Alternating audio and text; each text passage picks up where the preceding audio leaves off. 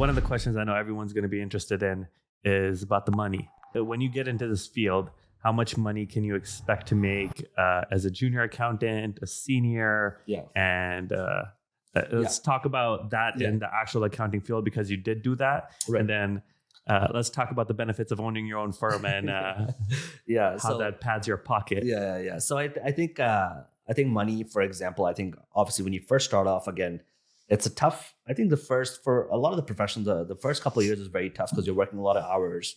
You're based on a salary-based employee, so it doesn't matter if you work 60 hours or 40 hours, you still get the same paycheck. When I started off, and this is, again, like I said, back in 2010, 2008 was my first job, but back then my starting salary was $40,000. What city? This was in Mississauga. That's a pretty big city. Yeah, and at that time it was nothing. I think starting now, someone who's in the CPA route and eventually going to write their exams, I think the starting is anywhere between 55 and 65,000. I think that's where the range is at the moment.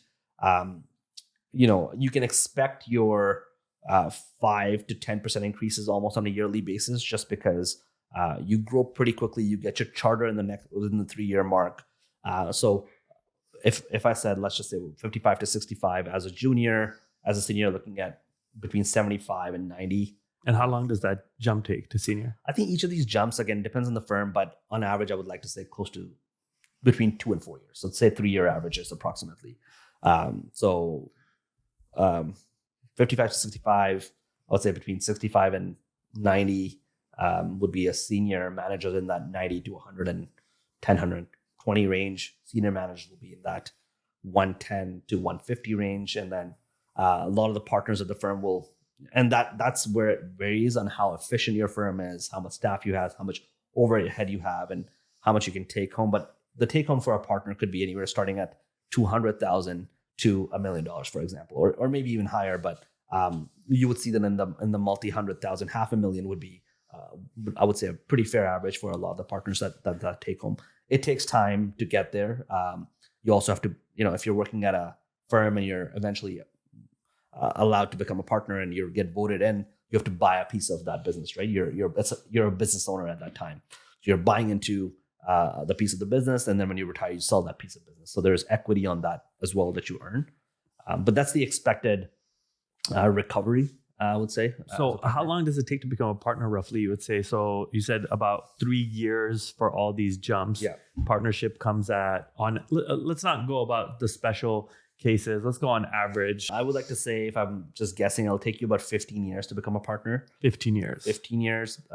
You could get there faster, depending on, again, the path that opened up for you sometimes, right? Like that could be a big determining factor. But I would say at the very least 10 years. Because again, there's a lot of knowledge to be learned as well. So I think 10 years is the bare minimum. 15 is probably like the amount that you usually see, but it could also be up to 20 years. So it all depends on what you're doing, what you're specializing in, how hard you work. Also, a big part of it is, again, like I said, sales.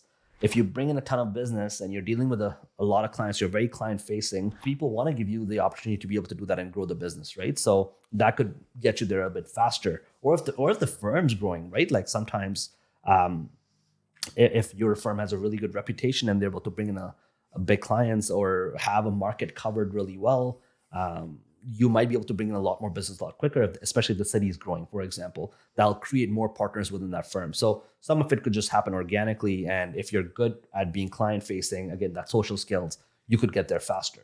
Or again, sometimes tactical. So if you did in-depth tax courses, you're the main partner of a firm and other partners are going around you. They're all leading at you to do more tax specific work. It means your work is growing. Your clientele is technically growing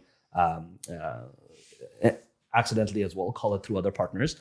And that could also get you there. So I would say 15 years is the mark that someone should take. I think also they should keep their ears and eyes open in front of them in terms of what opportunities are coming up and what they need to do to adapt to become a partner if that's what they want to do. Okay, so we're expecting you start off 55K and you get bumps as you go along, 5 to 10%. Yeah. You get up to 100,000 within 3 years. And I mean, you're pretty much sky's the limit after about 5 to 6 years, you get to the 100,000 mark because you have to kind of pass that senior level. So you're probably a junior for, like I said, 30 months, 3 years. Then you're a senior for about 3 years, and by the time you get manager, you could probably hit that $100,000 mark. So an accountant, when they start off, how much debt do you think they enter the profession in? Not a whole lot. Your Undergraduate fees? I would say that's actually probably likely your only debt, because when you're working for a lot of these firms, they pay for your exams.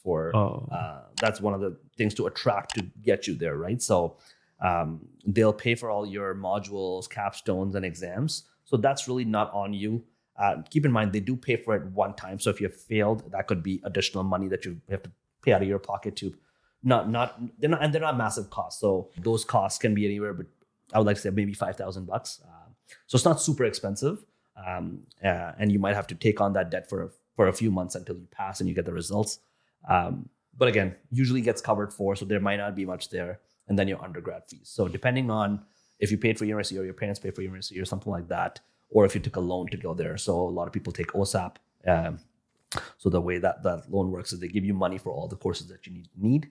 And then eventually your payment period only starts upon graduating and getting a job. And that time there's a minimal interest on those loans. So people try to pay that off over the course of a few years.